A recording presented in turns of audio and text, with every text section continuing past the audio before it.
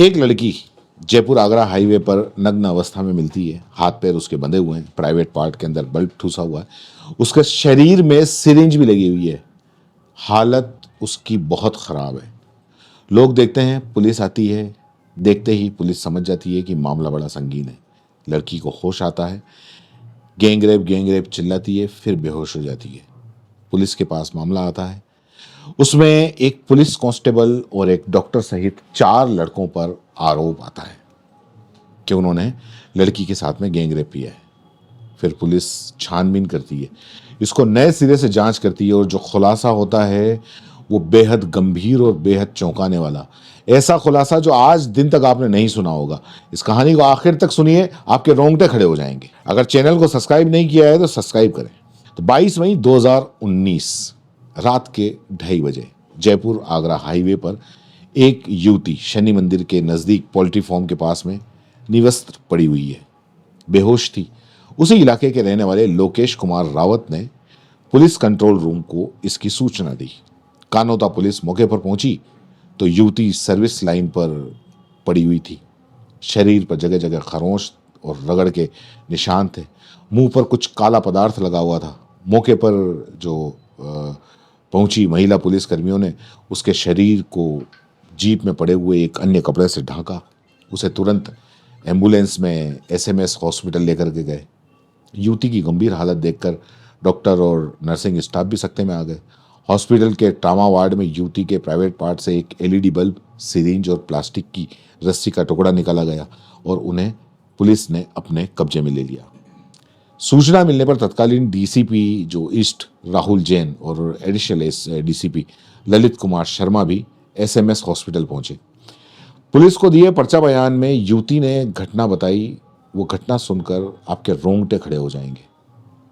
युवती ने बताया कि मैं लाल कोठी इलाके में विधानसभा के पास में एक गर्ल्स हॉस्टल में किराए पर रहती हूँ। प्राइवेट कंपनी के अंदर काम करती हूँ। फरवरी 2019 में एक युवक से मिली जो खुद को मानव अधिकार आयोग का कोई कर्मचारी बताता है। इस केस में मदद करने का एक जो केस था, उस केस में मदद करने का झांसा देकर युवक ने मुझसे 45,000 रुपये उधार लिए।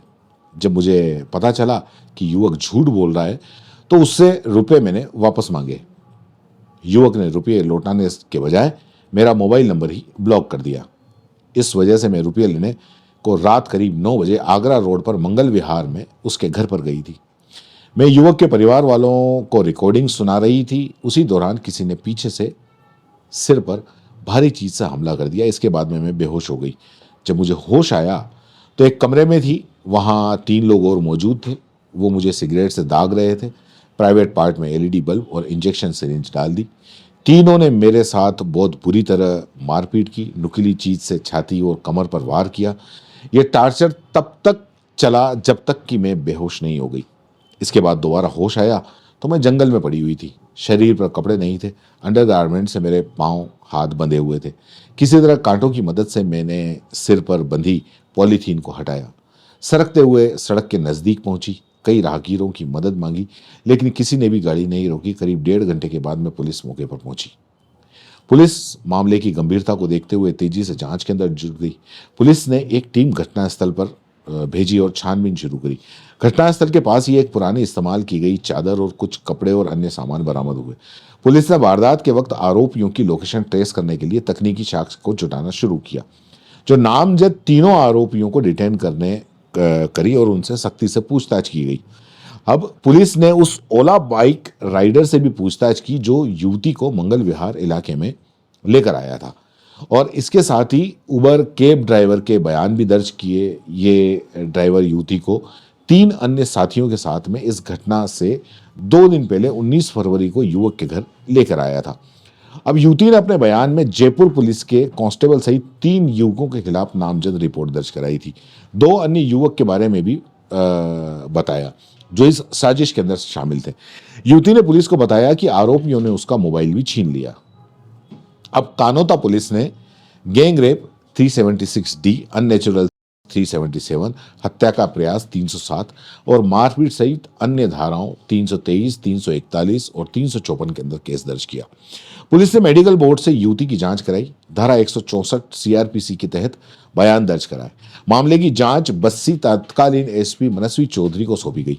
उन्होंने सबसे पहले मौके पर पहुंचने वाले तत्कालीन कानोता थाना in charge Narendra Khinchi, ASI Ramdhan, head constable Brajlal और थाने के सिपाहियों के बयान दर्ज किए।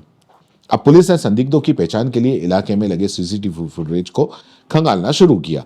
स्थानीय लोगों से पूछताछ करके महत्वपूर्ण सुराग जुटाए और कुछ संदिग्धों को हिरासत के अंदर लिया और उनसे पूछताछ की। अब जांच के दौरान पुलिस को आरोपियों की लोकेशन के आधार पर कुछ सीसीटीवी फुटेज मिले और पुलिस के सामने जल्द से जल्द केस सॉल्व करने की चुनौती थी। घटना को लेकर लोगों में जबरदस्त आक्रोश भी था। पुलिस ने तकनीकी साक्ष्यों के आधार पर युवती और आरोपियों की लोकेशन खंगाली और सभी की लोकेशन अलग अलग मिली।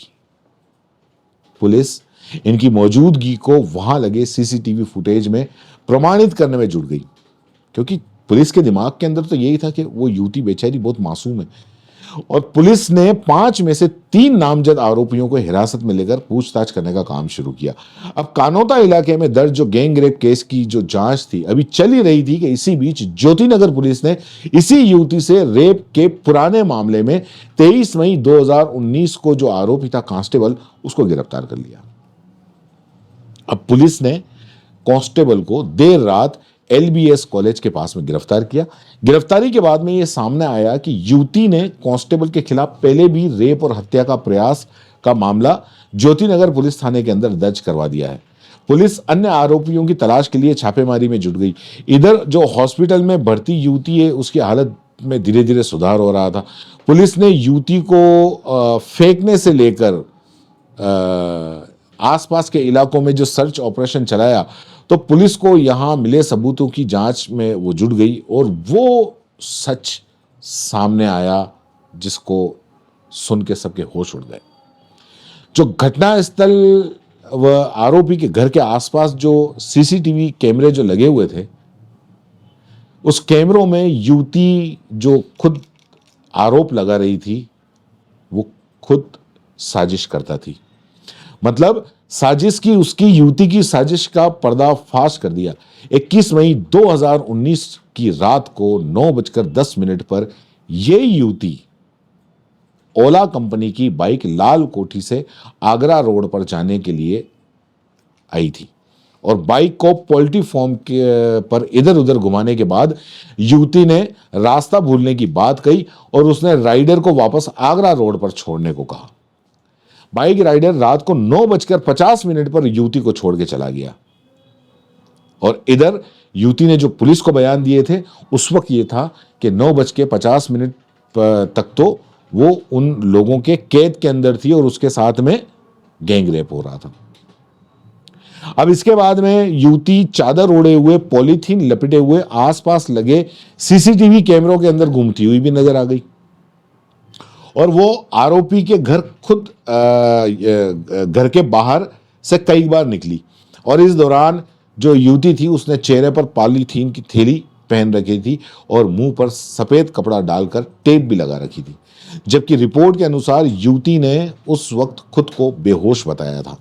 अब वारदात जो 13 मई और 14 मई 2019 कथित जो गैंग रेप से करीब 1 सप्ताह पहले युवती लगातार 2 दिन तक ओला बाइक से रात को करीब 1:30 पर आरोपी युवक के घर मंगल विहार कॉलोनी गई और घर के बाहर रेकी की, फोटो खींचे, तस्वीरें जो पड़ोसी के घर पर जो सीसीटीवी कैमरे लगे हुए थे उसके अंदर कैद हो गई।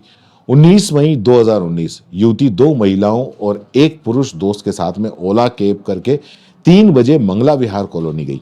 आरोपी को जो कांस्टेबल है उससे पैसे लेने के लिए उसको धमकाया। युवती ने पुलिस को बताया कि वो 21 मई 2019 को करीब 9:15 बजे आरोपी युवक के घर पहुंची, जबकि उसकी लोकेशन इस वक्त उसके गर्ल्स हॉस्टल में थी, यानी कि मोबाइल की लोकेशन गर्ल्स हॉस्टल में थी। पुलिस ने आरोपियों की मोबाइल लोकेशन के साथ ही उसकी मौजूदगी की पुष्टि करने के लिए सीसीटीवी फुटेज की भी जांच की। तो घटना के वक्त आरोपी अलग अलग जगहों पर मौजूद थे जिन पर आरोप लगाया था। इनकी लोकेशन सेठी कॉलोनी, बापू नगर, ओझाजी का बाग और भगीरथ नगर इलाके के अंदर लगे जो सीसीटीवी कैमरे थे उसके अंदर कैद हुई थी। आरोपी कांस्टेबल घटना के वक्त बापू नगर में जनता स्टोर के पास जूस पीकर अपने दोस्त के साथ में उसके घर गया था। मेडिकल बोर्ड ने भी अपनी जांच के अंदर यह माना कि युवती के शरीर पर जो चोटें थी वो दरअसल निशान बहुत सामान्य थे, कोई भी चोट जानलेवा नहीं थी और ऐसी भी नहीं थी कि उससे युवती बेहोश की जा सके। अब जांच के दौरान पुलिस को यह पता चला कि युवती डेटिंग ऐप के जरिए कांस्टेबल से मिली थी और इस बीच कांस्टेबल ने कुछ वक्त के बाद में उससे बातचीत बंद कर दी और इससे वो युवती कांस्टेबल से नाराज हो गई और उसने केस दर्ज कराया। पुलिस ने जांच के दौरान ज्योति नगर में दर्ज रेप केस मामले में जेल में बंद कांस्टेबल से भी पूछताछ की तो कांस्टेबल ने बताया कि युवती और उसकी मां शादी के लिए उस पर दबाव बना रही थी और शादी से इनकार करने पर युवती ने उसे ब्लैकमेल करना शुरू कर दिया और ब्लैकमेल का भी जब असर नहीं हुआ तो युवती ने रेप केस दर्ज करवा दिया। और इसी बीच पुलिस को पूछताछ में यह भी पता चला कि युवती 2018 में जब इलाज के दौरान एसएमएस हॉस्पिटल में भर्ती हुई थी तो युवती ने इलाज कर रहे डॉक्टर के मोबाइल नंबर ले लिए और कुछ दिनों तक इलाज के बहाने बात करने के बाद में रोजाना कॉल करने लगी और इससे परेशान होकर उसने युवती का नंबर ब्लॉक कर दिया। युवती ने 18 नवंबर 2018 को डॉक्टर के माता पिता को उसके कैरियर खत्म करने की धमकी दी थी और डॉक्टर ने इस संबंध में 24 नवंबर 2018 को मोती डूंगरी थाने के अंदर परिवाद दिया था और इसी के चलते युवती ने गैंग रेप के अंदर डॉक्टर पर भी आरोप लगा दिया कि वही गैंग रेप में एक युवक को सिर्फ इसलिए आरोपी बना दिया क्योंकि युवती को शक था कि पुलिस कांस्टेबल की यह मदद कर रहा है। सीसीटीवी फुटेज, कैब ड्राइवर के बयान और अन्य सबूतों के आधार पर अब तक ये बात साफ हो चुकी थी कि युवती के साथ में गैंग रेप नहीं हुआ बल्कि ये पूरी की पूरी जितनी भी साजिश थी वो खुद उसने रची थी। और युवती के बयान के अंदर ये भी कहा गया कि आरोपियों ने उसका मोबाइल छीन लिया है जबकि हकीकत में ये था कि युवती ने वारदात से पहले अपना मोबाइल दोस्त की मदद से उसकी बहन के पास में पहुंचा दिया था। पुलिस ने युवती की बहन के पास में से जो मोबाइल था वो बरामद किया और सच सामने आने के बाद में केस की जो आईओ बस्सी एसपी मनस्वी चौधरी उसने युवती के बयान दर्ज किए। युवती ने बताया कि कुछ समय पहले भी उसने कांस्टेबल के खिलाफ ज्योति नगर पुलिस थाने के अंदर रेप का केस दर्ज करवाया था। उसमें कमी रहने के कारण पुलिस ने कांस्टेबल को गिरफ्तार नहीं किया और इसी वजह से उसने गैंग रेप की कहानी रची ताकि कांस्टेबल को फंसाया जा सके। इस चर्चित गैंग रेप केस को पुलिस ने जांच के अंदर झूठा पाया और इस वजह से इसमें किसी की गिरफ्तारी नहीं हुई। कानोता गैंग रेप केस में एफआईआर लगने के बाद आरोपी कांस्टेबल को ज्योति नगर थाने के अंदर केस दर्ज करके हाई कोर्ट से जमानत मिल गई। हालांकि इस केस में जो आरोपी कांस्टेबल न तो बरी हुआ और न ही पुलिस विभाग ने उसे बहाल किया है। कानोता पुलिस के अनुसार इस केस में पुलिस द्वारा लगाई गई एफआईआर पर कोर्ट में प्रसंज्ञान लिया और बस्सी के MN 15 नंबर कोर्ट में मजिस्ट्रेट पुलिस द्वारा लगाई एफआईआर की जांच कर रहे हैं। अब एफआईआर सही लगाई है या नहीं लगाई है इसकी जांच पूरी होने के बाद में आगे की कार्रवाई की जाएगी और मजिस्ट्रेट की जांच में केस झूठा पाया गया तो कोर्ट की धारा 182 के तहत परिवादी के खिलाफ जो कार्रवाई है उसको करने के सख्त निर्देश दिए जा सकते हैं। तो ये थी इस पूरी की पूरी कहानी जिसके अंदर कितनी भयानक तरीके से एक युवती ने तीन लोगों को फंसाने का पूरा के पूरा प्लान बना लिया था। वो तो पुलिस ने ठीक से जांच कर ली, अगर मान लो पुलिस ठीक से जांच नहीं करती तो उन लोगों का क्या हाल होगा। फिलहाल के लिए इतना ही, अगली कहानी के अंदर फिर मिलेंगे। धन्यवाद। जय हिंद, जय भारत।